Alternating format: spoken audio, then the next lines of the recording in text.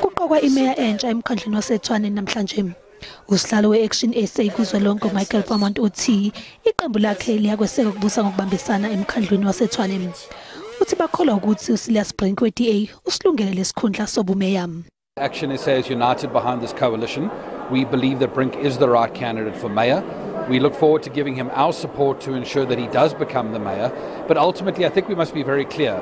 Parties have sat down, they've determined that this is the candidate for the coalition. The coalition is united behind that candidate, and anyone saying anything else in the background is not operating in good faith.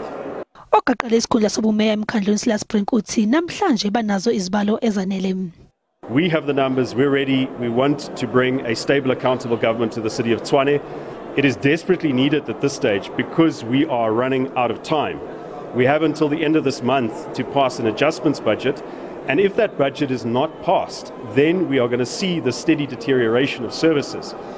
And I wonder whether that is not the game plan of the ANC and the EFF to cause enough disruption and delays here so that the ANC Gauteng government can step in and do some form of intervention.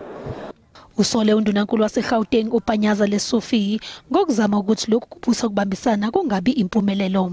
Panyaza Lesufi has personally met and tried to meet with various councillors, various parties. He has consistently tried to make this multi-party coalition fail. And so wherever he is, I understand he's in Europe currently, but wherever he is, he must also account as the Premier of Gauteng. Is he acting as the Premier? Is he acting as the ANC provincial chairperson? Umkhandlu awunayo imeya kusukela kwesule emsebenzini uRandall Williams ngoNhlolanja. Emva kwesonto esulile walandela ubengusomlomo omkhandlu uDokotela uMarunwa Magwarela naye wayeqokwe kwesobumeya wasula emva kwezinsolo zokuthi waletha isitifiketi somgunyathi emkhandlwini.